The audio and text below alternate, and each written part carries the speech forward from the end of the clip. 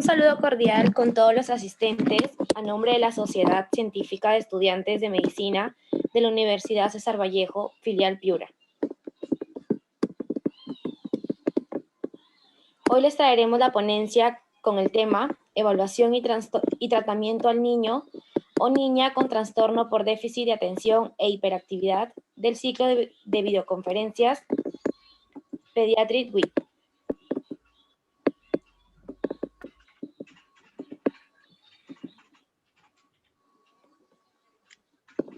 A cargo del doctor Edson Pacheco Sael, médico psiquiatra por la Universidad Nacional de San Agustín, subespecialidad de psiquiatría de niños y adolescentes por la Universidad Peruana Cayetano Heredia y psiquiatra asistente en el Hospital Goyeneche de Arequipa. Antes de iniciar con el pase al ponente, recordarles estar atentos a la charla, puesto que se indicará la palabra clave para rellenar su post-test, la cual será mostrada solo una vez y deberá ser copiada tal cual como aparece en pantalla. Aquel participante que mencione o envíe la palabra clave a través del buzón de mensajes de esta plataforma será retirado de la ponencia y su pretest quedará invalidado. Muchas gracias por su atención. Adelante, estimado doctor Exo. Bienvenido. Hola, muchas gracias, Flor. Muy buenas noches a todos. Mi nombre es Edson Pacheco. El día de hoy vamos a conversar un poco sobre esto que es la evaluación y manejo de un niño con trastorno por déficit de atención y hiperactividad. Esto cobra real importancia por en realidad la cantidad de casos que realmente llegamos a ver y por todas las complicaciones que esto pueda acarrear a futuro, no solo en el niño, sino en su familia o a nivel social, si es que esto es mal manejado. Claro, es difícil hablar de evaluación si es que no hablamos de algunas características o componentes importantes, ¿no? Como es la definición, epidemiología, características clínicas, etiología, porque en base a eso es que se nos va a hacer más fácil poder hacer una correcta evaluación, y una correcta evaluación permitirá hacer un mejor tratamiento o manejo. Vamos a ver que en realidad el tema es bastante complejo en cuanto a esto. Entonces, el objetivo de la presentación es presentar las recomendaciones con respecto a la evaluación y con respecto al tratamiento en niños y niñas con TDAH o trastorno por déficit de atención y hiperactividad. Estas son el contenido de la charla que vamos a comentar el día de hoy. Bueno, ¿a qué llamamos nosotros como trastorno por déficit de atención y hiperactividad? Muy concretamente, esto está catalogado como uno de los trastornos del neurodesarrollo, junto, por ejemplo, con el trastorno del espectro autista, trastornos de aprendizaje, trastornos por tics, otro tipo de discapacidades intelectuales y demás. Es decir, hay una base neurológica con la que uno nace y a eso se suman otros tipos de variables que finalmente terminan en la presentación del cuadro y en la gravedad de este, y por tanto también la respuesta al manejo y tratamiento. Consiste en que hay un patrón persistente. Cuando hablo de persistente se refiere a que es mantenido en el tiempo, no es que sea por temporadas, es mantenido y es generalizado, o sea, afecta más de un aspecto o un área de la vida del menor, o sea, puede ser en casa, además en la escuela, con amigos, etc. De inatención, o sea, distraibilidad, hiperactividad, inquietud motor, en otras palabras, e impulsividad, es falta de control de impulsos, de regulación de emociones, no medición de riesgos, que interfiere con el funcionamiento o el desarrollo o de ambos en el menor. Y hay varias formas, no se presenta de la misma manera en todos los chicos. Hay unas formas que son con más predominio de síntomas de distraibilidad y otros con más predominio de forma de hiperactividad e impulsividad y otros que son combinados, que obviamente son los que son más obvios. Muy bien. Epidemiología. Esta es una parte interesante, puesto que lo que vamos a ver acá es que la epidemiología puede variar en cuanto a la forma o los criterios diagnósticos que uno use. Y por supuesto que puede variar entre poblaciones de acuerdo a lo que uno use. Recordemos que en psiquiatría, o en la mayor parte de psiquiatría, los diagnósticos son meramente clínicos. No solemos usar una herramienta de análisis de laboratorio, por ejemplo, para hacer un diagnóstico. Es netamente clínico. Entonces, a veces hay la variabilidad en cuanto a en cuanto a eso. Pero en general, el TDAH, la prevalencia mundial va alrededor de entre el 5 y 10%. Puede ser más, en algunos estudios llega hasta 15, en otros estudios tal vez un poco menos. Como les decía, a veces el criterio diagnóstico que uno use. Eso lo vamos a comentar después, ¿ya? Por ejemplo, 9.4 de niños en los Estados Unidos, de 12 y 7 años, alguna vez tuvieron un diagnóstico, recibieron un diagnóstico de TDAH. Y incluso edades menores de los 5 años, un 2.4% de los niños. ¿Y esto por qué? Porque a menores edades, o sea, menor de 6 años, a veces el diagnóstico es más difícil de hacer porque las características clínicas pueden ser confundidas con la inquietud o irritabilidad propia de un niño de esa edad. En Latinoamérica, de acuerdo a los estudios, pues puede variar, ¿no? Entre 5 y 20%, en nuestros estudios en Chile a un nivel de 10%. En Perú, hubo un estudio que usó de base o que trabajó el Instituto Nacional de Salud Mental. Allí la prevalencia que ellos encontraron entre niños de 6 a 10 años en Lima Cayó fue el 9.5%, mayormente o el doble de esto en varones, con una relación de 2 a 1. Y en adolescentes la prevalencia ya era menor, 3.3%, igual a favor de o con mayor prevalencia en cuanto a varones. Y en un estudio en Trujillo, la frecuencia igual fue el 9.74%, igual con casi el doble de varones, siendo el tipo mixto más frecuente. Y esta parte interesante de este estudio hecho en nuestro país, ¿no? Que antecedentes psiquiátricos en la familia, los más prevalentes fueron hiperactividad, trastorno bipolar, esquizofrenia, y otros factores biológicos relacionados fueron amenaza de aborto previamente, tabaquismo en la madre, prematuridad, bajo peso no serio y asfixia. Esto es más común en niños que en niñas, habíamos mencionado, dependiendo del tipo, 4-1, 2-1. Y esto no necesariamente porque forzosamente en niños sea más prevalente, ¿ya? Sino que en niños, de hecho, llega a predominar mucho los síntomas de hiperactividad, es decir, los síntomas de la conducta, que son obviamente, que son evidentemente más obvios, ¿no? Más evidentes. Puede ser entonces que el diagnóstico en varones sea mucho más obvio, más fácil de hacer. Pero eso no significa que en niñas no se dé. De hecho, esto es un riesgo ya, porque si en niñas el diagnóstico puede ser infravalorizado o infradiagnosticado, probablemente no estemos haciendo las medidas oportunas. Hay algunos estudios que llegan a encontrar prevalencias, de hecho, muy similares cuando, digamos, solamente se mide el tipo de inatención. En la adolescencia es algo interesante porque la hiperactividad ya no es tan evidente. Lo que más predomina es la impulsividad, es decir, no medir riesgos, actuar de forma impulsiva, y la inatención, lo cual puede seguir acarreando problemas académicos. Y esto es importante a nivel pediátrico, ¿no? Es importante para poder hacer el seguimiento. ¿Qué comorbilidades podemos encontrar y que, por supuesto, en la evaluación vamos a tener que buscar? Pueden ser comorbilidades o diagnósticos de exclusión, ¿sí? Estas comorbilidades pueden presentarse y pueden ser incluso empeoradas por el TDAH. A veces el manejo del TDAH puede mejorar también la presentación de las comorbilidades. Entre esas, por ejemplo, es el trastorno oposicionista desafiante, es decir, un chico o chica que se mantiene negativista ante las indicaciones y figuras de autoridad. Esto en la mayoría de los casos. Trastornos de conducta. Conducta se refiere, por ejemplo, a conductas conocemos como disociales, es decir, no solo es oposición a las normas y reglas, también pueden ser conductas que pueden ser un tanto crueles, ¿no? O de poca empatía, por ejemplo, mentir, tomar cosas que no son suyos, culpar a otros de sus propios actos, escaparse de casa, ser realmente agresivo o cruel con otros seres, como por ejemplo con mascotas. Eso es trastorno de conducta, ¿ya? También se presenta como comorbilidad y por supuesto en la evaluación lo vamos a tener que buscar. Trastorno de ansiedad también muy predominantemente. Depresión y ansiedad es algo interesante, ¿ya? Porque muchos de los síntomas de depresión y ansiedad pueden simular síntomas de TDAH. Un niño con depresión puede estar mucho más distraído o más irritable y eso puede confundir. Discapacidad de aprendizaje, obviamente, ¿no? Porque el TDAH, propiamente dicho, puede también empeorar el rendimiento académico. Entonces, todas las discapacidades de aprendizaje o trastornos de aprendizaje, tipos de lenguaje o dislexia y demás, también pueden confundirse o también ser comórbidos, ¿no? Lo que empeora el cuadro. Otros tipos de coordinación del desarrollo, trastornos del espectro autista. Ojo aquí con eso, muchos de los chicos con TDAH, de hecho, muchas veces pueden ser confundidos con chicos con trastornos del espectro autista, sin llegar a ser TEA o espectro autista, simplemente es TDAH. Y por supuesto los trastornos del sueño, lo cual de hecho en TDAH se evidencia bastante.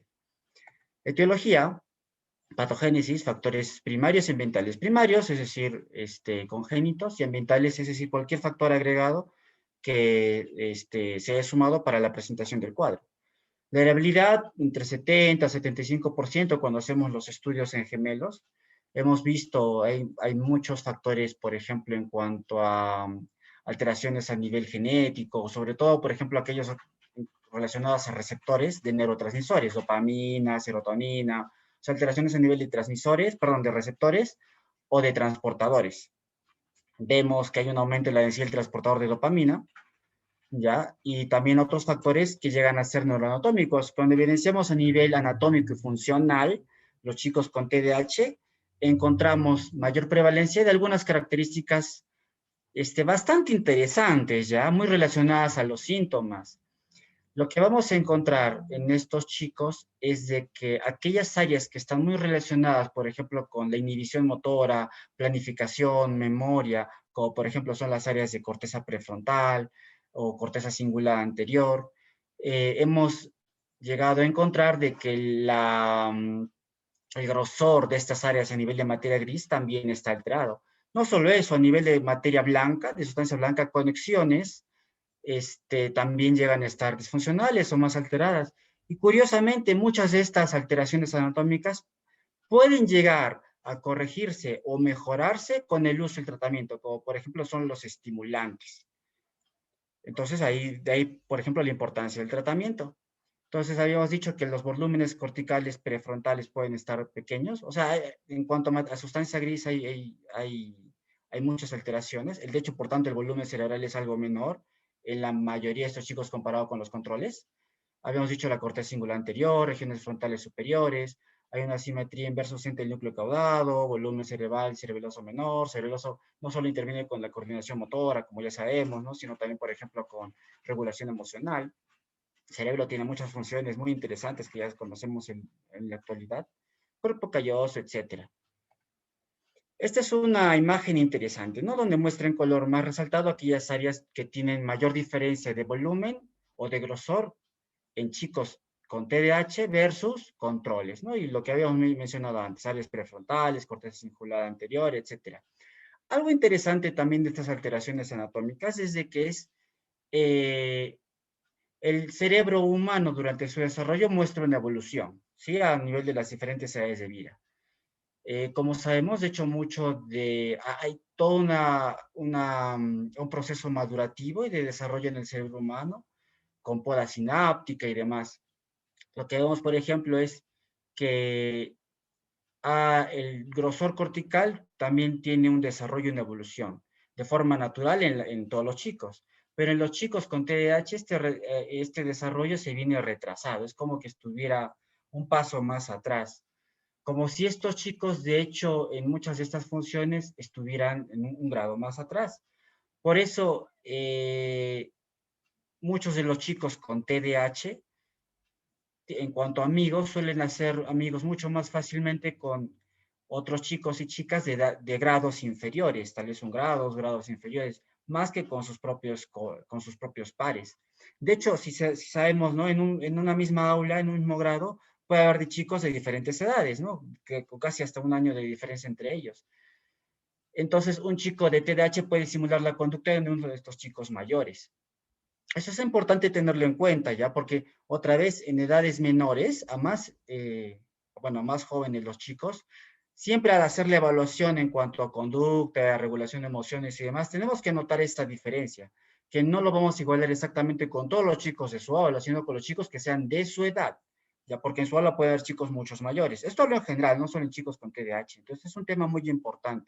Cuando hagamos, por ejemplo, la evaluación, vamos a tener que hacer esas preguntas de ese tipo, ¿no? Más que comparados con los chicos de su aula, podríamos preguntar, ¿y su niño o niña comparado con los chicos de su edad, ¿no? Claro, a veces esto es un poco más difícil de saber para la madre, pues la madre que sabe de las edades de los demás niños, ¿no? Pero idealmente es mejor hacerlo así. Bueno, la normalización de los volúmenes como en la corteza parietal y hipocampo con el tratamiento es paralela también a la mejoría de los síntomas, mientras la pérdida progresiva de volumen de las regiones cerulosas del hipocampo se asociaron con síntomas persistentes. O sea, a más pérdida progresiva de volumen de estas áreas, los síntomas son más persistentes. En esta gráfica lo que vemos en negro son los controles, disminución de la corteza cortical en cuanto a grosor, y el TDAH, ya en lo que es en rojo. Entonces, la evolución, de hecho, es paralela, pero inferior, ya, por tanto, siempre, conforme va pasando el tiempo, siempre el chico con TDAH, pues bueno, la mayoría de estos chicos suelen tener una evolución retrasada o con un grosor de corteza cortical siempre retrasada, de forma paralela. Pero con el tratamiento esto puede más o menos igualarse, ¿no? Ahora, varía, ¿no? Los chicos que con el tiempo van mejor, ya sea que responden más al tratamiento, tienen mejor evolución de los síntomas, de hecho esta evolución puede irse más o menos igualando, pero los que tienen peor evolución en realidad no sé, siempre van a ir a la baja. ¿Y esto en qué se evidencia ya? Por ejemplo, en déficit de funciones ejecutivas, tienen menor capacidad de inhibir respuestas, en memoria de trabajo, velocidad de respuesta variable. Aversión al retraso, esta es una característica importante, porque muchos de estos chicos tienen mucha mayor dificultad para poder tolerar situaciones de retraso, de recompensa o de estímulo. Ah, un niño en general puede tolerar que tal vez espere un poco más para la hora del almuerzo, o para que le den algo, o algo que le han prometido, etcétera. Chicos con TDAH tienen mayor dificultad para tolerar este malestar. Entonces, es mucho más difícil para ellos, por ejemplo, estar quietos, porque necesitan tener ese estímulo o ese refuerzo mucho más antes, porque de lo contrario no pueden tolerarlo. Esto es importantísimo ya, porque a la hora del tratamiento, parte de esto, de hecho, va a llegar a ser poder manejar ese tolerancia al malestar en estos chicos. Los déficits conectivos han demostrado persistir en el tiempo, incluso en sujetos que muestran remisión de los síntomas cognitorios, lo que estábamos comentando. En la adolescencia, un niño con TDAH cuando llega a la adolescencia puede ser menos inquieto, pero la impulsividad, la inatención puede persistir, incluso hasta edades adultas. No en todos, ¿ya? Pero sí en varios de estos chicos. O sea, síntomas de TDAH pueden llegar a desaparecer en más o menos 5 a 15% de los pacientes con el paso del tiempo en la adultez. Pero no, eso es que desaparezcan, pero pueden persistir la impulsividad o cualquier otro de los síntomas. Algunos síntomas pueden persistir hasta en 70% de los chicos. Por tanto, el seguimiento, otra parte del manejo, es importantísimo. Muy bien, entonces áreas relacionadas, por ejemplo, el control de emociones, como la amígdala, etcétera, tienen mayores alteraciones en estos chicos. Por tanto, la aversión al retraso, lo que estábamos comentando anteriormente, es mucho más marcada en estos pacientes. Factores ambientales, otra parte importantísima para el manejo y la evaluación también. La dinámica familiar, apego, familia disfuncional. Esta parte es, por supuesto, muy importante. ¿Sí? El TDAH es un diagnóstico clínico específico, ¿ya? Es distinto a un chico con depresión, con deprivación afectiva, con disfunción familiar. Pueden ser obviamente comórbidos, ¿ya? Pero eso es otra clasificación, otra entidad. Entonces, ¿qué sucede? Un chico con TDAH como un trastorno del neurodesarrollo puede ya nacer con esas características, ¿sí? Todo lo que hemos mencionado. Pero imagínense un niño que sea muy inquieto, que no presta atención, que se distraiga fácil, que hay que repetir las indicaciones varias veces. ¿Cómo imaginan que la familia va a responder a ese chico o chica en particular? Si lo comparan, por ejemplo, que tiene tal vez un hermano o hermana que no es así, que es mucho más tranquilo, que obedece, que se mantiene quieto. ¿Cómo va a responder, por ejemplo, esa mamá, ese papá, esos abuelos? Estos chicos tienen, de hecho, mucho más riesgo, por ejemplo, a sufrir maltrato, a sufrir agresiones verbales, físicas, y eso tiene otra consecuencia, que esa mala función familiar, ese maltrato y demás, de hecho puede empeorar los síntomas del TDAH, ¿sí? Este es un factor de riesgo, una mala dinámica familiar o familiares cuidadores, en otras palabras, con problemas de control de impulsos, regulación de emociones, y sí, como hemos mencionado anteriormente, por la realidad, probablemente su padre o su madre también tengan algo de esto, ¿no? De déficit de atención. Por tanto, la dinámica familiar, la evaluación de este es importantísimo, ¿ya? Es crucial, es determinante. Muy bien. Entonces, la paternidad inconsistente, valoración negativa de los niños es algo importante en TDAH. Los niños que han sufrido una privación institucional temprana, deprivación institucional significa que han estado albergados en una institución, ¿ya? Y esto con el tema del desarrollo de apego es importantísimo, es bastante serio. Entonces, muestran muchos más síntomas de TDAH parecidos al TDAH. Entonces, trastornos de apego claro, de apego, de vínculo con los familiares, También puede dar síntomas de TDAH o empeorarlos, ¿sí? Muy bien, esta parte también es importante para el tratamiento. Influencias dietéticas, algunos chicos de hecho pueden empeorar sus síntomas cuando se los expone a ciertos, por ejemplo, colorantes artificiales o sustancias artificiales en las comidas, ¿no? Azúcar refinada, sensibilidad alimentaria, deficiencia de ácidos gráficos, hierro, zinc, deficiencia de sueño, eso puede empeorar los síntomas del TH cuando el sueño está alterado, que la madre recibe medicamentos prenatales o sustancias prenatales, ya, esto puede, en algunos casos asociados, aunque no está comprobado para, por ejemplo, antidepresivos o acetaminofeno. Sí hay más prevalencia cuando, por ejemplo, es uso de sustancias, ¿no? Como tabaco, etcétera. Prematuridad también está asociado, otros factores como asociaciones inconsistentes, exposición prenatal al alcohol o traumatismo real en niños también. En algunos casos se han encontrado asociaciones, ¿ya? Ahora sí, presentación clínica. Entonces, ¿cuáles son los dos síntomas centrales en esto? Habíamos dicho que son la hiperactividad e impulsividad y la inatención. Algunos le asocian esto, por ejemplo, los problemas de conducta, regulación de emociones y demás. Pero los más importantes, al menos para nuestra charla hoy día, son esos dos. Ahora, esto no es igual en todas las áreas en las que habita el niño, ¿no? A veces las quejas pueden nacer de los padres más que todo, a veces pueden nacer más de los maestros, por diferentes motivos, ¿ya? A veces los padres pueden estar normalizando algunas de estas conductas de estos chicos porque lo han visto en sus propios hermanos, en sí mismos, en el resto de sus hijos. Dicen, no, yo era así de niño, no pasa nada, miren cómo estoy ahora. Pero esto sí puede ser mucho más notorio para los maestros y viceversa, ¿ya? O los cuidadores, ¿no? Porque obviamente, como decía hace un rato, los factores de apego, el vínculo con los cuidadores puede variar. Y un niño, de hecho, cualquier niño en general, no solo un niño con TDAH, puede comportarse distinto en diferentes ambientes. Puede comportarse de una manera con los padres, otra distinta con los abuelos y otra distinta con los maestros, de acuerdo al ambiente de acuerdo a las características que el ambiente le ofrece al niño. Muy bien, hiperactividad e impulsividad, ¿de qué consiste? Excesiva inquietud es como si tuvieran un motorcito dentro de estos niños, ¿ya? Entonces están moviéndose a cada rato, golpean las manos, se retorcen. Si están en la consulta, por ejemplo, ¿qué pueden llegar a notar?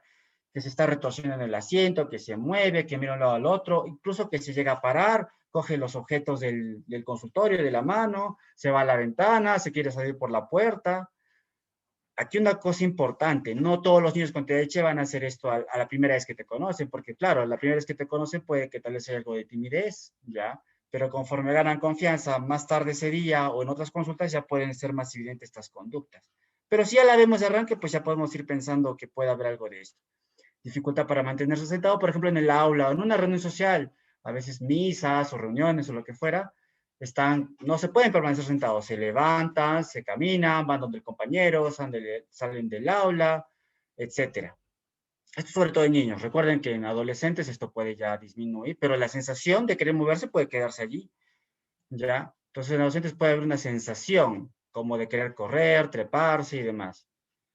Treparse es más inapropiado en niños más pequeños. Dificultad para jugar en silencio, sí, pues ya lo vemos. Para estar siempre en movimiento. Habla mucho, interrumpe conversaciones, por ejemplo, de adultos. Estás en el consultorio con la mamá y interrumpe.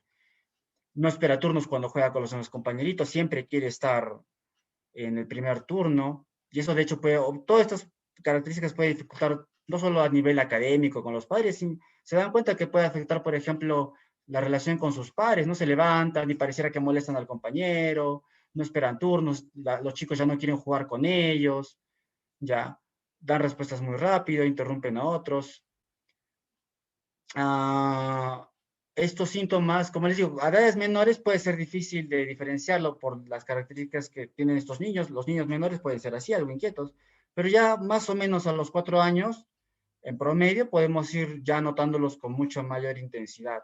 Y el pico de esto va más o menos entre los 7 y 8 años. Como les decía, conductualmente en la adolescencia puede ser menos obvio, ¿ya? Pero sí la sensación de inquietud puede permanecer, al igual que permanecer la impulsividad. No mido riesgos, actúo en base a la emoción que se me da en ese momento, ¿ya? Y esta impulsividad puede llevar, por ejemplo, a consumo de sustancias, conducir de forma peligrosa, conductas sexuales de riesgo, etcétera. Esta impulsividad, ¿no? Ya en adultos.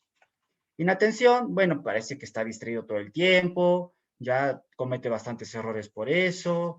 Cuando juega no mantiene la atención en el juego, olvida las normas, las reglas, parece no escuchar, entonces hay que hablarle varias veces, ¿no?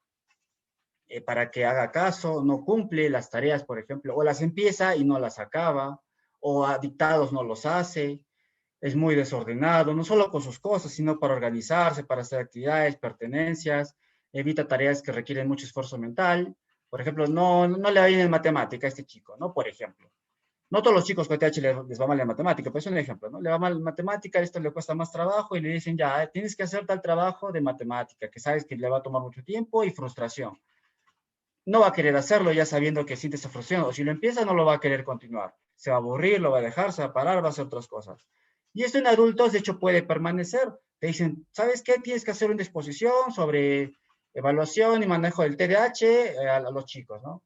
Entonces, como ya sé que viene una exposición grande y tengo que investigar, hacer todo, pues no quiero hacerlo, ni le empiezo. Estoy a veces, no sé, mirando, echado en mi cama, mirando el techo, sabiendo que debo hacer la exposición e investigar, pero no lo hago. Porque, no sé, internamente tengo esa sensación que me va a ir mal o que va a tener mucho malestar haciéndola. Y esta es una muy frecuente, ¿no? Pierde objetos a cada rato. Hay que comprarle útiles, sus borradores, sus lápices constantemente, porque los pierde, ¿ya? Pierde sus juguetes, olvida sus libros en la casa. Es frecuente que olvide los cuadernos o los libros en la casa o los olvide en el colegio y hay que estar volviendo al colegio para recogerlos. Se distrae por estímulos irrelevantes, ¿sí? Y olvida las actividades de rutina.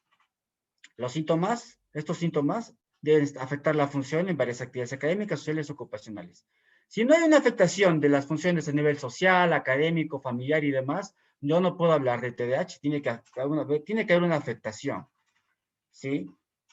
Muy bien, ya ahora sí, concretamente la evaluación. Cuando yo me encuentro con un niño con estas características, tengo que, por supuesto, hacer una evaluación correcta y completa, habiendo comentado de que puede haber muchas comorbilidades que debo descartar y cada comorbilidad, de hecho, puede tener su propio manejo. Entonces, algunas guías lo que recomiendan es que el pediatra o, el otro o cualquier otro médico de atención primaria, que son con los primeros con los que usualmente debe encontrarse este chico, ¿ya? Debe hacer una evaluación de TDAH para cualquier niño adolescente entre 4 a 18 años que presente problemas académicos, de comportamiento o síndrome de atención, hiperactividad e impulsividad. Ya debo hacer la evaluación si encuentro estas características.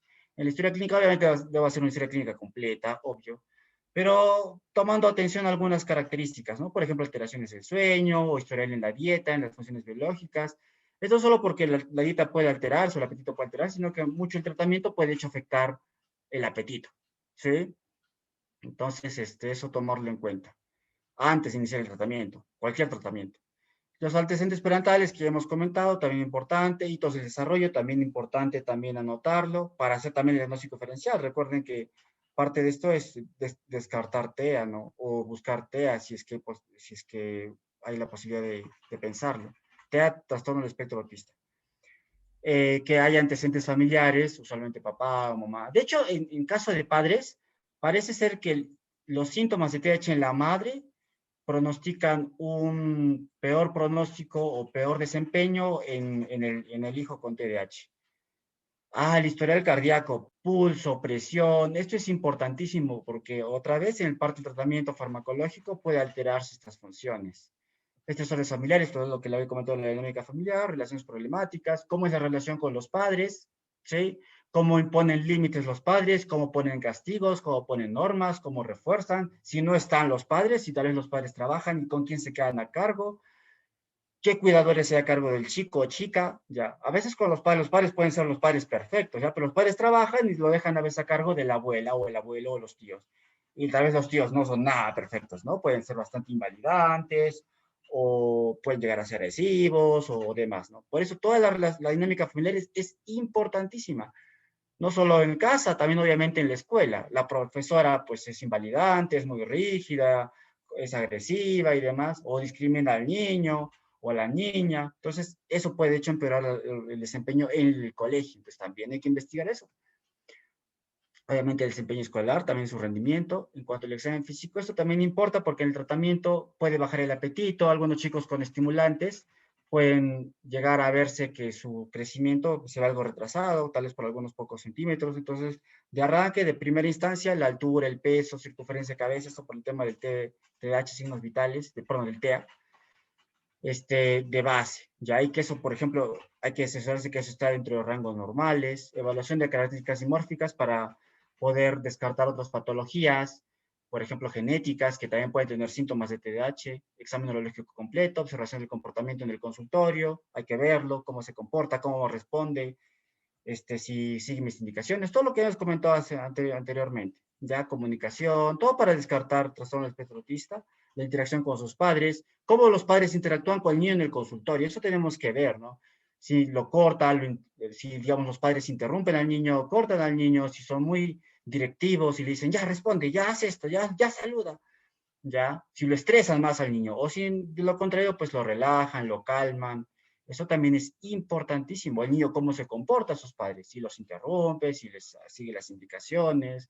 No solo en el consultorio, ya a veces afuera.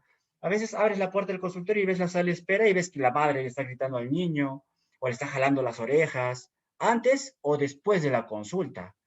Hay que estar muy atento a esos detalles, porque obviamente en la consulta no lo va a hacer, pero fuera, pues, ¿no? Entonces tenemos que también supervisar eso, evaluar eso.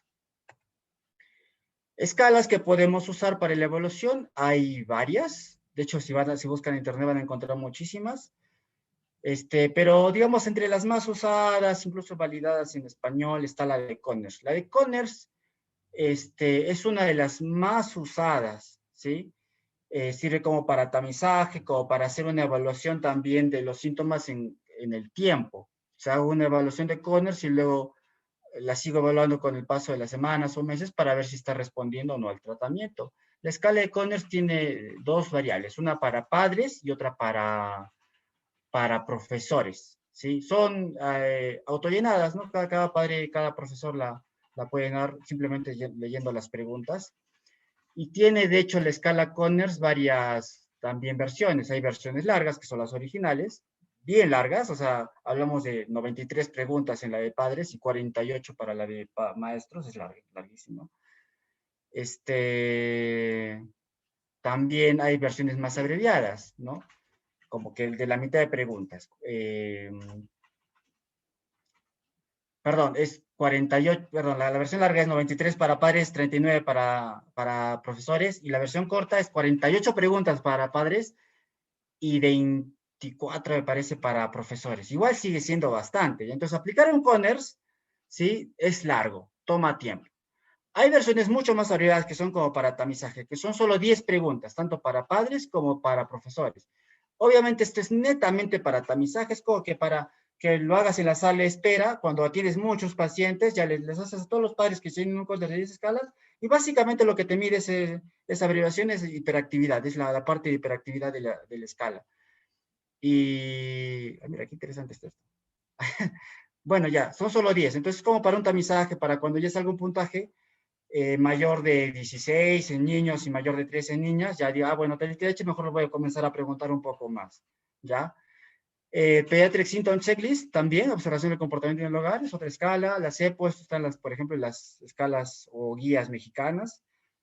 Hay el EDA, la escala para relación trastorno por déficit de atención y hiperactividad. Y una que en realidad yo recomendaría usar es el Vanderbilt. Ya también hay versiones en español.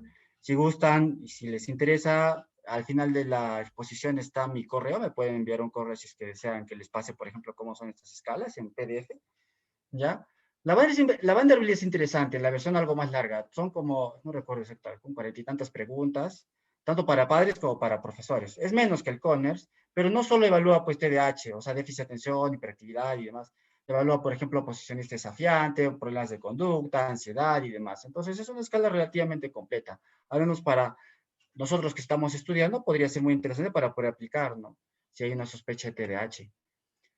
Esta es una abreviación de la escala de Vanderbilt, pero todas estas escalas son más o menos así. Es una escala Likert, ¿no? Donde se da un puntaje de acuerdo a la frecuencia o intensidad de las características clínicas, nunca, a veces, a menudo y muy a menudo. Y ese puntaje se suma. Y lo que se suma después se coteja con un baremos y se ve si hay riesgo o no de que haya un TDAH como diagnóstico.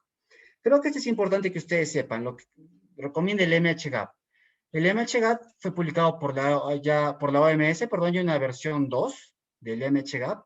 Esta MHGAP es una guía de intervención en trastornos mentales, niños y adultos, o neurológicos, o consumo de sustancias, en el primer nivel de atención, no especializada, al que vamos a estar expuestos todos nosotros.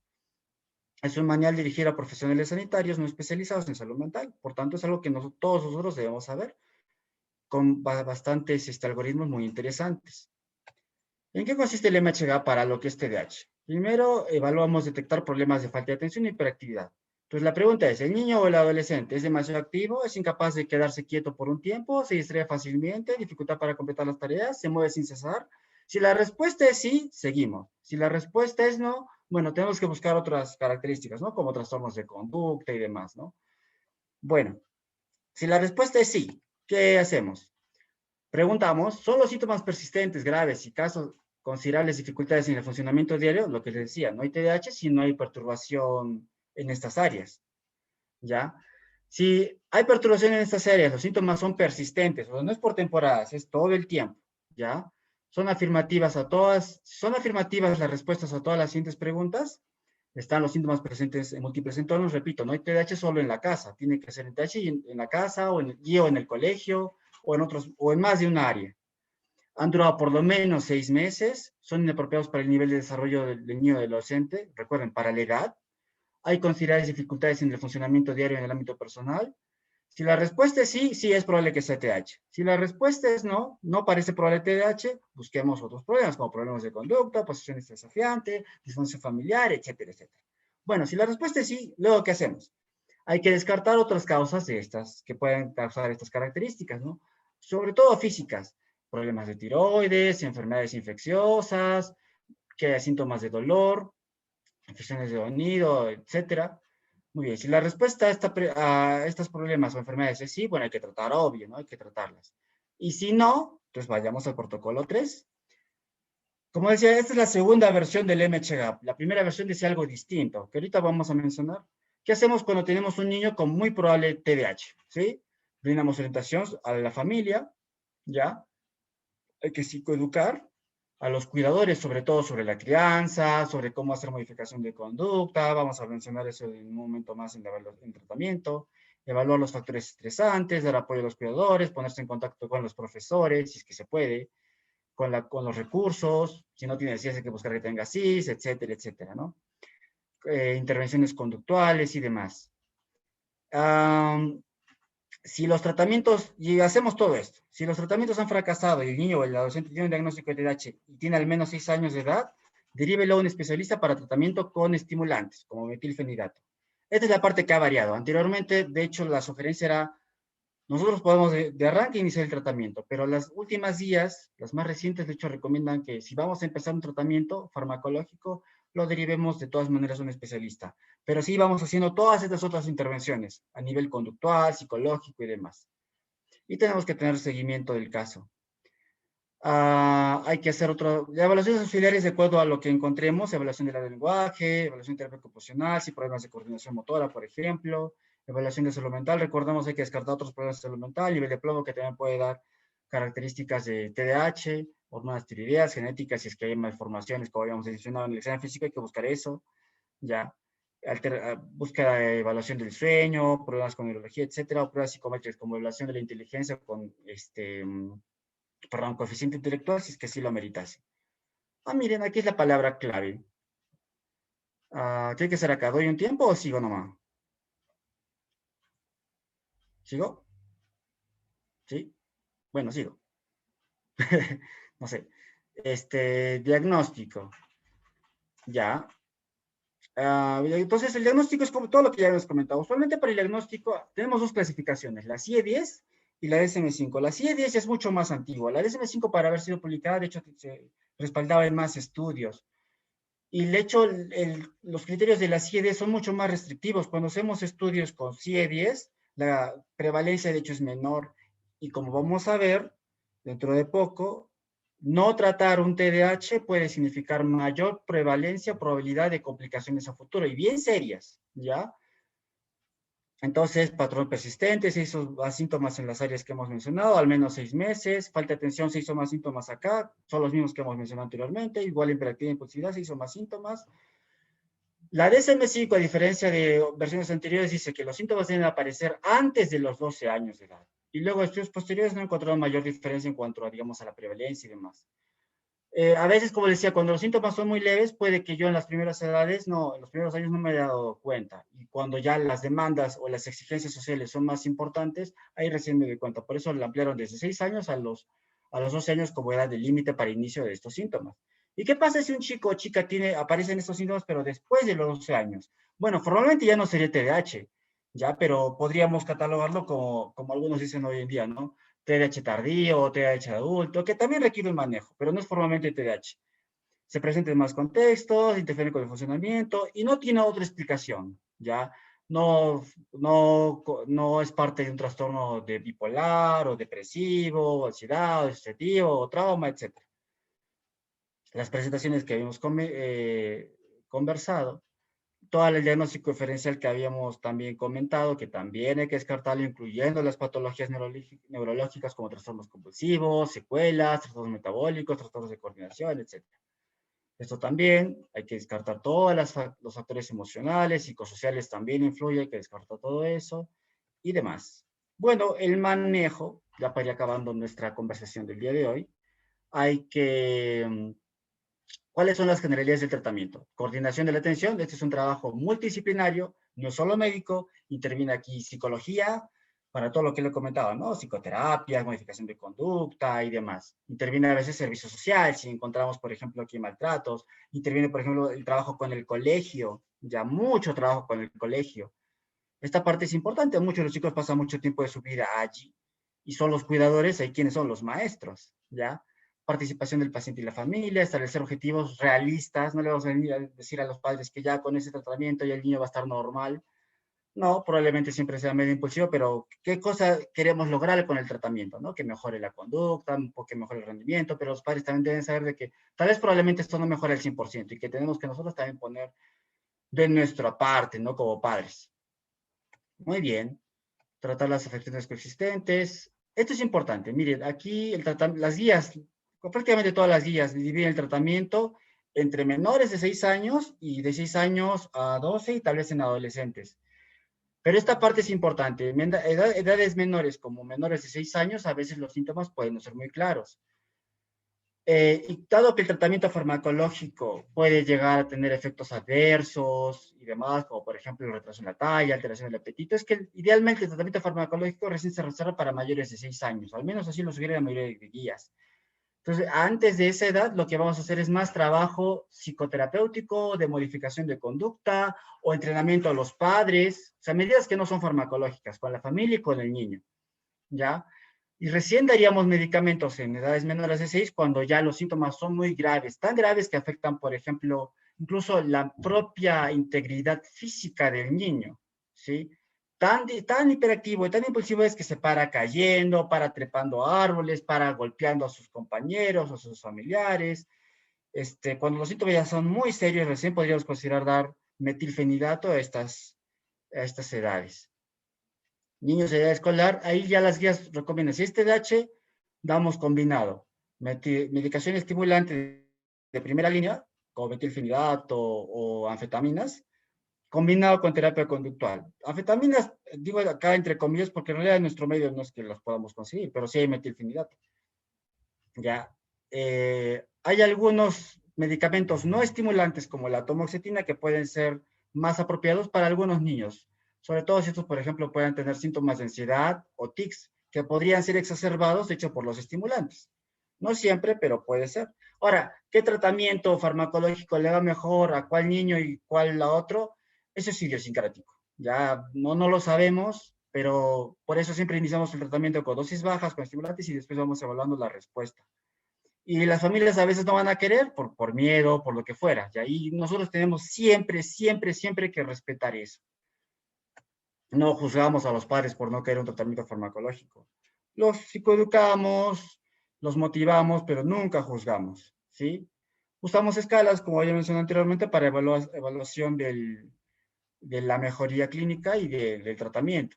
Si falta de respuesta al tratamiento, lo que tenemos que hacer es evaluar otro tipo de condiciones que hayan habido, la función familiar, etcétera, que no estén cumpliendo. Esto es muy frecuente, que los padres no den el tratamiento como se debe dar, se falten dosis, no lo dan en el colegio, o qué sé yo, ¿no? O que no sea efectivamente TDAH, sea otro diagnóstico. Entonces, estas son las modalidades del tratamiento, conducta, como hemos dicho, medicamentos, intervenciones en la escuela, entrenamiento de habilidades sociales, si es que es necesario, psicoterapia propiamente dicho, por ejemplo, para regulación de emociones y demás. Conductuales, por ejemplo, modificación de conducta. ¿A qué se refiere conductuales? Esta parte es importantísima, creo que la sepan ustedes, porque no solo les va a servir con TDAH, les va a servir para todo, para cualquier tipo de paciente y cualquier tipo de patología. Si quieren que su paciente con diabetes se dé el tratamiento, si quieren que su niño con diabetes se dé el tratamiento, o con hipertensión se dé el tratamiento, etcétera, etcétera. O sea, niño, adolescente, adulto, saber modificación de conducta nos va a ayudar, no solo con sus pacientes, o sea, les va a ayudar para todos. Si tienen hijos o los piensan tener, tienen que saber esto, ¿ya? Aquí hablamos mucho de refuerzos, que son cosas que yo hago para reforzar o que una conducta se dé más seguido. Por ejemplo, premios. Cuando digo premios no digo que les compren juguetes, ¿no? Basta que los felicites muy efusivamente, bien hecho por, no sé, haber guardado tus juguetes, ¿no? Buen trabajo, stickers, checks, cosas pequeñas, ¿no? Refuerzos negativos, quitarle alguna cosa agradable, tiempo fuera. Si un niño está haciendo un berrinche o lo que fuera, lo llevo un ratito a una esquina, otro ambiente, conmigo, siempre conmigo, nunca solo, unos segundos, no mucho tiempo. Economía de fichas, esto es economía de fichas. Cada una de estas estrellitas es un premio. Hizo la tarea, una estrellita. Ya recogió los juguetes, otra estrellita. No lo hizo, pues no le pongo estrellita o le pongo una carita triste. ¿Por qué se llama esto economía de fichas? Porque miren, vamos contando las fichas y tal vez al final de la semana, si, no sé, si cumple, no sé, 50 fichas, 100 fichas o las que fuera, ya le doy un premio más grande. Tal vez un juguete muy chiquito, o que él escoja un paseo, o lo que fuera. O él escoge la película, o lo que fuera. Por eso se llama economía de fichas. Es muy útil, ¿ya? Bueno, ya brevemente con los medicamentos. La terapia primera línea, los estimulantes, mayores de 6 años. Estimulantes actúan a nivel de la recaptación de noradrenalina y dopamina, a nivel presináptico, sobre todo en corteza prefrontal. La tomoxetina, aquí tenemos los estimulantes como el difenidato, las anfetaminas, lisdexanfetamina, etc. La tomoxetina es un medicamento no estimulante. Esta trabaja con la recaptación de norepinefrina, ¿ya? En la corteza prefrontal. Hay otros medicamentos que no hay de exposición, pero están en todos los libros, es una pena que no haya, pero son efectivos, la guanfacina o la clonidina, que también no, bueno, no, en nuestro medio pues no es muy accesible. Ya actúan como los receptores alfa-2 posinápticos. Muy bien. Parece que los medicamentos ayudan, por ejemplo, en esto de disminución del ruido, o sea, que el niño se distraiga mucho y también fortalecer condiciones apropiadas, aumenta la señal. ¿Cómo elegimos el medicamento? Porque, por ejemplo, el metilfenidato tiene muchas presentaciones de larga duración, de corta duración, pues depende de lo que busquemos, ¿no? En el niño. Bueno, algo complejo. Si hay algunas patologías como, por ejemplo, tics o ansiedad, tal vez el metilfenidato les exacerba y probablemente escojamos atomoxetina. Muy bien, entonces son los medicamentos que hemos mencionado. Ya la dosis realmente va entre 0.5 miligramos por kilo día, dividido en varias dosis, 2 o 3 dosis. A ver, usualmente el efecto del metilfenidato dura alrededor de 4 horas. Si usamos metilfenidato de liberación rápida, probablemente vamos a tener que darle antes del desayuno, como por ejemplo a las 7 de la mañana, y como dura más o menos 4 horas, vamos a tener que darle durante el colegio, probablemente antes de la hora del almuerzo o del refrigerio principal, ¿ya? Entonces, liberación inmediata vamos a tener que trabajar mucho con la escuela. Hay presentaciones de liberación más retardada, como el oro, el concerta, pero ese dura 12 horas, pero es más caro. ¿Ya? Esta parte es importante, los efectos adversos, insomnio, pérdida de peso, por tanto retraso del crecimiento puede haber tal vez 1 o 2 centímetros, disminución del apetito, esta parte, por eso la evaluación cardiológica era importante, taquicardia, palpitaciones, tenemos que hacer de todas maneras evaluación de la presión y el pulso y demás, antes y durante el tratamiento. Si hay tics, un niño puede estar más irritable, es por el metilfenidato, y sí, hay el riesgo de abuso, por tanto es algo que tenemos que vigilar. Contraindicaciones, bueno, es obvio, ¿no? Hipertiroidismo, glaucoma, problemas cardíacos o historial de abuso de sustancias. Había algunos reportes de que el metilfenidato no tenía mucha evidencia ya. Hay muchos estudios que en realidad están yendo en contra de esto. La OMS había dicho que lo había quitado de su lista de medicamentos esenciales por no encontrar esa evidente evidencia. Pero que no, bueno, que digan que no tiene la suficiente cantidad de estudios no significa que no sea efectivo, simplemente que, bueno, tal vez hay que hacer más estudios. Otras, actividad física, intervenciones dietéticas, si hay medicamentos que lo estimulan más, pues bajarlo. Mindfulness, estimulación electroquímica, neurofeedback, parecieran tener alguna efectividad, aunque faltan más estudios para complementarlo, o clínicamente parecen ser no muy importantes los resultados. Y ya, esta última parte, ya para acabar, es importantísima. ¿Ya? ¿Cuáles son las complicaciones a largo plazo si es que yo no hago un buen manejo del problema? Tienen estos chicos y chicas mayor riesgo de autolesionarse, accidentes de tránsito por la distrabilidad, problemas educativos, peor rendimiento, uso de sustancias, persistentes simples, empleabilidad, personal antisocial, o sea, no respetan normas. Se ha visto que tienen menor calidad de vida si son maltratados, mal manejados, tienen 4 veces menos chances de obtener un título universitario, 4 veces menos probabilidades de tener un título universitario, estatus socioeconómico más bajo, mayor probabilidad de tener conflictos con su familia, con sus parejas en el futuro, mayor riesgo de conducta delictiva, 2 a 3 veces, mayor riesgo de ideación suicidia, también de suicidio, hasta 4 veces más riesgo de suicidio o de actos suicidas, y la gravedad, más TDAH, mayor probabilidad de frecuencias o gravedad de tendencias suicidas. Mayor propensión a accidentes, lo que de hecho aumenta la mortalidad. Aumenta por 50% la mortalidad. Miren todos los riesgos de un TDAH maltratado. ¿Ya? Hemos visto en nuestro país, ¿no? En pacientes por uso de sustancias, buena parte de estos tenían comorbidad psiquiátrica y casi un 30% cumplía criterios para TDAH. ¿Ya? Es decir, problemas adictivos. Y ya, ahora sí, ¿por qué es importante dar un tratamiento? Se ha visto, de hecho, que con el tratamiento puedo yo mejorar muchas de esas complicaciones a largo plazo. Estructuralmente, a nivel cerebral, hay una normalización estructural del desarrollo bajo tratamiento con estimulantes, lo que habíamos mencionado hace un rato. Ya reduce el riesgo de conducta delictiva, reduce el riesgo de abuso de sustancias, reduce el riesgo de conducta suicida, reduce el riesgo de accidentes a nivel significativo, también ha demostrado la reducción del deterioro funcional y una mejora en la calidad de vida. Y este es un estudio muy interesante, hecho en Israel, hablando ahora de COVID, ¿ya? Se vio que todas las personas diagnosticadas con COVID, las que tenían COVID, tenían más prevalencia de TDAH o de síntomas de TDAH que las personas que no tenían COVID, ¿sí? Y esto es algo interesante. La otra interesante es de que el riesgo de COVID, y en personas con TDAH, el riesgo de COVID fue menor cuando recibían tratamiento regular con metilfenidato. Es decir, el metilfenidato en personas con TDAH en este estudio redujo la probabilidad de desarrollo de COVID-19. Entonces, desde ahí la importancia de esto. Esto, por ejemplo, tiene mucho para debate y más estudios, pero ahí vemos algo también muy interesante que se relaciona con los demás estudios. Pues muy bien, espero no haberme excedido mucho del tiempo. Aquí está mi correo, si quieren que les envíe alguna de las escalas que les he mencionado o cualquier otra pregunta que tengan. Muchas gracias. Tal vez tengan alguna pregunta.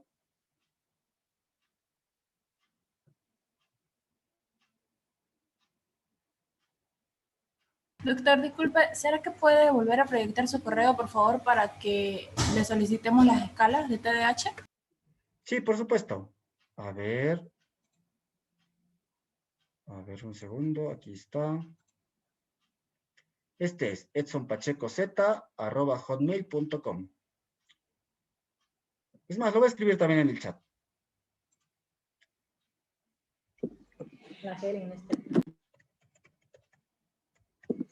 Doctor Muy Pacheco, bien.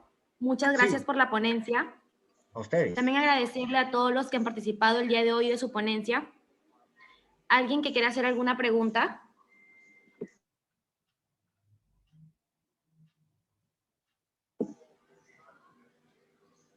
Tenemos una pregunta, doctor Exxon, Ya.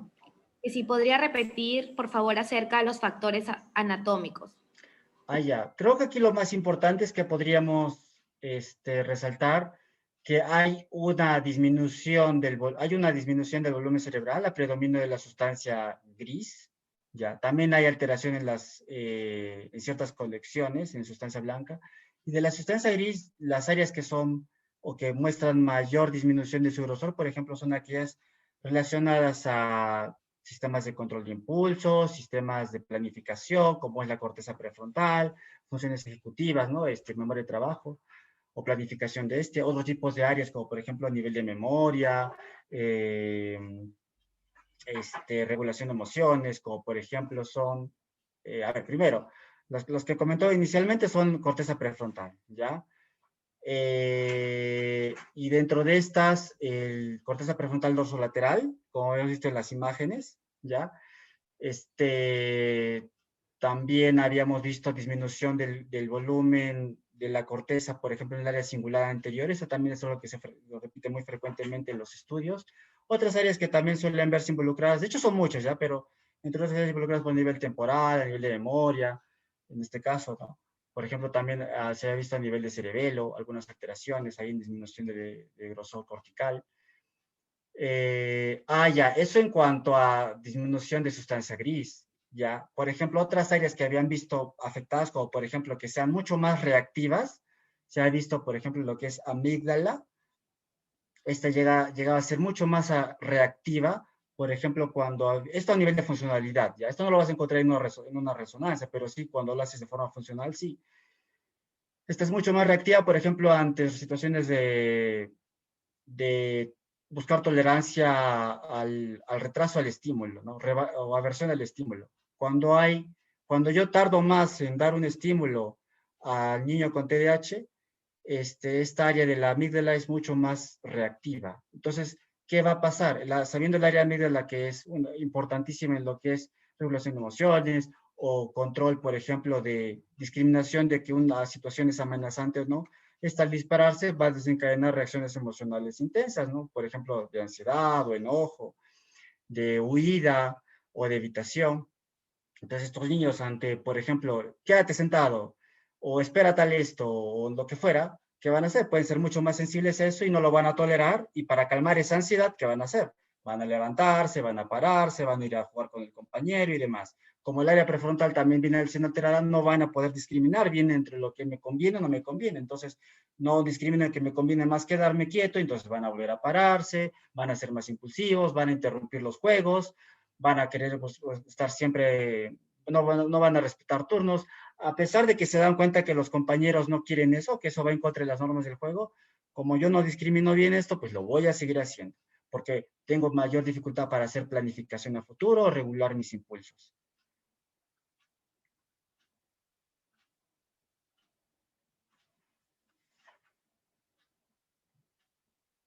Espero haber podido contestar tu pregunta. Espero haber. Doctor Edson, tenemos otra pregunta. Sí. Nos dice que si podría repetir, por favor, la dosis indicada en pacientes con TDAH por Sí. dosis de kilogramo y el nombre del medicamento, por favor. El medicamento de elección o de arranque usualmente es metilfenidato. No que la tamoxetina no funcione, sino que hay más evidencia de la efectividad del metilfenidato y de su seguridad relativa. Entonces, las tabletas de metilfenidato de liberación inmediata, que es lo que más encontramos en el medio, son de 10 miligramos. Ya el nombre comercial, por ejemplo, Ritalin. 10 miligramos. Y la dosis va, o sea, por kilo de peso es de 0.5, para empezar, 0.5 miligramos por kilo día. Por kilo día. Entonces, imagínense un chico que pesa 40 kilos. ¿Ya? 40 kilos. Entonces, para empezar, tú empezarías con 20 miligramos al día. Y esos 20 miligramos los distribuirías en 2 o 3 dosis, recordando que el efecto es más o menos 4 horas, ¿sí? Entonces, si lo divides, por ejemplo, en 3 dosis, darías, pues, no sé, para 20 miligramos al día, darías tal vez 3/4 de pastilla en la mañana o media pastilla en la mañana. Igual, 3/4 o media pastilla a mediodía, antes del almuerzo, y luego lo que quede en la tarde, ¿sí? O más, ¿no? Porque eso es para empezar. La dosis en promedio puede ir entre 0.5 a 1 miligramo por kilo día, en promedio, ¿ya? Entonces tú distribuyes la medicación en cuanto a eso, 2 o 3 dosis al día. ¿Por qué? Porque obviamente lo das en la mañana porque es el efecto que quieres tener en el colegio, ¿ya? Idealmente das un poco en la tarde, dependiendo, para tener un poco de efecto en la tarde para la realización de tareas, al menos eso. ¿Qué más en cuanto a esto que se me está pasando? Ah, ya, eso es la dosis promedio, entre 0.5 miligramos por kilo día. Pero podrías llegar a una dosis máxima de 2 miligramos por kilo día, ya como máximo. A veces hay niños que llegan a responder recién a ese tipo de dosis. Más allá de eso, probablemente no tengas mayor diferencia o probablemente mayor cantidad de efectos adversos. Oh, una cosa importante, ese es cuanto al metilfenidato de liberación inmediata. Existe el metilfenidato de liberación larga, que es, por ejemplo, el Concerta, liberación oros. Este es más caro, pero te permite 12 horas de acción, más o menos. ¿Esto qué significa? Mayor cantidad de efecto de las sustancias y tener estos picos de liberación inmediata. Entonces, puede llegar a ser mucho más conveniente, pero obviamente también es más caro.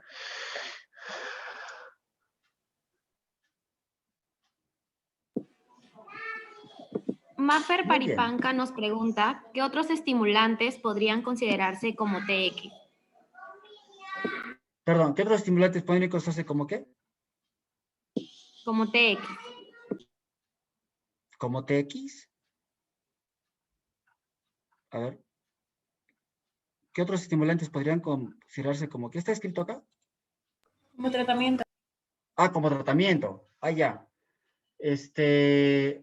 Bueno, nuestro video solo tenemos ese, el metilfenidato, en esas presentaciones que les he comentado, ¿ya? Son los únicos, porque otros estimulantes existen las anfetaminas, la anfetamina, la lisdexanfetamina, que cuando no hay una buena respuesta al metilfenidato, de hecho es la segunda opción. Pero eso, ¿dónde lo vamos a encontrar? Pues es más fácil de encontrar, por ejemplo, en Europa, en México, en Estados Unidos. Ahí tenemos, por ejemplo, marcas como el Vivans y demás. Bueno, la verdad no estoy seguro si ya haya llegado al Perú. Hasta donde yo sabía no había Vivans o dixanfetaminas. Pero eso es otro tipo de estimulantes. Es la segunda opción. Como no hay, lo que nosotros nos toca después del metilfenidato con este nuevo resultado es o agregamos un segundo medicamento, por ejemplo, si hay mucha agresividad o lo que fuera, pues no sé, tal vez algún medicamento que esté aprobado para menores para ese tipo, ¿no? Por ejemplo, risperidona, ya ahora omeprazol, si es que fuese el caso. O si no, ya cambiamos, por ejemplo, a tomoxetina. O combinamos, por ejemplo, metilfenidato, a veces uno de liberación larga con uno de liberación corta. La idea es que el chico esté protegido la mayor parte de horas del día que esté despierto. Entonces, a veces jugamos con esas alternativas, ¿sí? Sí, va más o menos. Pero ya, como les comento, solo estimulantes aquí en nuestro medio, metilfenidato es lo que tenemos. Hay una pregunta, ¿no? ¿El metilfenidato y la lisofetamina es parte de la farmacoterapia? Sí. Sí, de arranque. Desde los 6 años en adelante, sí, es parte de la farmacoterapia. ¿Hay algún examen bioquímico que se debe pedir ante la sospecha de intoxicación por metilfenidato?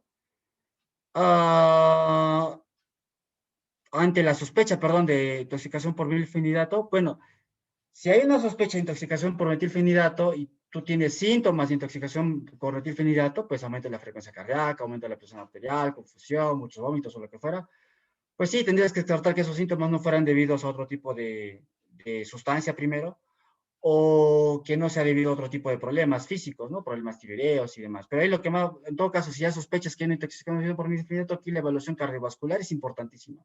Tienes que hacer, por ejemplo, examen de pulso presión, evaluación por cardiología, un electrocardiograma, etcétera. Eso es lo que tendrías que pedir. Podría ver que las niñas el TDAH es predominantemente hiperactiva, pese a que es más común el inatento. Sí, hay niñas, aunque no es lo más frecuente, que pueden tener mayores síntomas de hiperactividad e impulsividad. Repito, no es lo más frecuente, ¿ya? A veces pueden ser niñas que tal vez no son muy correlonas, que estén viendo hacia un lado a otro, pero pueden ser más impulsivas o interrumpen más las conversaciones o son muy habladoras. Ya cortarlas es más difícil, ¿ya? Eso puede ser lo que encuentres mucho más frecuente, pero siempre mucha observación, ¿ya? El día de hoy, de hecho, vi a una niña, tenía creo que 11 años, no recuerdo bien. Cuando entró muy tímida, ya se quedaba calladita, solo miraba a los papás. El motivo de consulta era ese, ¿no? Que era muy distraída, que se enojaba muy rápido. Conforme fue pasando la evolución, el tiempo, perdón, en la consulta, esta niña, pues no sé, tal vez empezó a ganar más confianza y comenzó a hablar más, ya se iba a la ventana sin avisar, se movía dentro del consultorio, comenzaba a interrumpir las conversaciones, ya se notaba pues que era mucho más inquieta. Eso ya era más evidente. Pero tal vez por esa inhibición emocional, en otras áreas, por ejemplo, en el colegio no era tan evidente eso, era más en la casa. En la casa sí era un motorcito andante, ¿ya? Entonces, esa parte también es importante descartar, siempre, ¿no? Que tal vez esté más quieta simplemente por un tema de vergüenza o lo que fuera, no falte confianza. Dice, a ver, ¿en qué finaliza una persona que nunca fue tratada? ¿Y qué características presentan en el adulto? Otra vez una pregunta interesante. Todas las complicaciones que les he mencionado anteriormente son riesgos. No significa que de todas maneras se va a presentar una persona maltratada. Son riesgos, ¿ya? Pero son más riesgos que tenemos que tener en cuenta. Entonces puede tener más riesgo, lo que les decía, consumo de sustancias, conductas delictivas, impulsividad, conductas de riesgo, manejar de forma inadecuada, conductas sexuales de riesgo, otro tipo de problemas emocionales, por ejemplo, depresión, ansiedad, también el de adulto. Entonces, es más probable que llegue a ser eso, es desregulación de emociones, que puede una persona que se enoje muy frecuentemente, muy fácil, luego se está arrepintiendo. Entonces, eso, por ejemplo, en los padres es muy frecuente de encontrar. Dicen, yo cuando tenía su edad igualito y mire, estoy bien ahora, ¿ya? Pero si exploras un poco más ese estoy bien ahora, ¿qué es eso? Es un padre que le grita a su niño, que le pega, que se enoja, que tira los platos al piso cuando se enoja, se golpea la pared, es agresivo con la madre, o sea, tan bien, no diríamos que estás, ¿no? Entonces, sí. Otra cosa es de que, como les decía, la hiperactividad con el tiempo va a ir disminuyendo en la gran mayoría de casos, y lo que va a quedar es eso, me distraigo fácilmente, soy más impulsivo, y es lo que podríamos ver más frecuentemente en adultos, ¿ya? Un adulto con TDAH puede no ser muy inquieto, pero sí puede tener esa sensación de inquietud, o se aburre fácil, o empieza cosas y le cuesta acabarlas, ¿ya? O, por ejemplo, tengo que hacer un trabajo, una cosa que me va a demandar tiempo y atención, y le empiezo o no lo acabo, o simplemente no le empiezo porque me da un malestar el pensar que tengo que hacerlo. Entonces son muy desorganizados, les pides hacer algo pequeño o cosas pequeñas y no saben por dónde empezar, ya tienen todo desorganizado en cuanto a horarios, en cuanto a sus cosas, pierden sus cosas, no saben dónde las han dejado, están que pierden el DNI, están que pierden la billetera, están que olvidan sus llaves. Esto es lo que podríamos probablemente encontrar más en adultos. A ver, ¿se les puede considerar a las personas en general TDAH no tratadas en el ámbito criminalístico? Sí, tratadas o no tratadas. O sea, eso da igual. En el ámbito criminalístico, no son inimputables. O sea, TDAH solo no es inimputable. Tú sigues siendo consciente de tus actos. ¿Ya? Son conscientes de sus actos, de todas maneras. O sea, TDAH solo es una persona consciente de sus actos, no es inimputable. Muy bien. ¿Alguna pregunta más?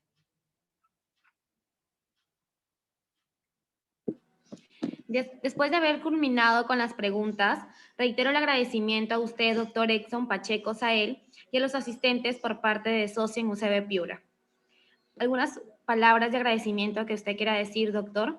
Sí, bueno, muchas gracias por la invitación. El tema es bastante importante porque a veces no lo notamos o lo dejamos pasar o simplemente lo decimos como que, bueno, se porta mal y ya está, y lo dejamos y no lo vemos, pero dado que puede tener complicaciones bien serias o más riesgo de estas complicaciones bien serias, es importante verlo. Por eso, hablar más del tema, no solo de TDAH, cualquier tema de salud mental, ya depresión, ansiedad, trastorno del espectro autista, conducta, normalizar hablar de estos temas y ver que no solo es las pastillas, que es un tema que trabajamos incluso desde la casa, con la familia, es importantísimo, ¿ya? Entonces, sí, pues hay que hablar más del tema y muchas gracias por permitirme hablar de esto. Muchas gracias, doctor. Les extendemos la invitación a que participen de este ciclo de videoconferencias creado con el fin de poder capacitarnos y actualizar nuestros conocimientos en esta ciencia y que seguirá contando con participantes de extraordinarios ponentes. Además, mencionarles que a través del buzón de mensajes de la plataforma virtual se estará enviando el link para que desarrollen el post-test. Recordarles que la nota mínima probatoria para la entrega de certificado es 12. Indicarles que contarán con un plazo máximo de 20 minutos para resolverlo. Pasado el tiempo establecido, no habrá opción a reclamo. Muchas gracias. La palabra clave es sensibilidad. La palabra clave es sensibilidad. Gracias a todos. Chao. Entonces, por favor, aprovechen la plataforma y respondan, que veamos qué responde nuestro público.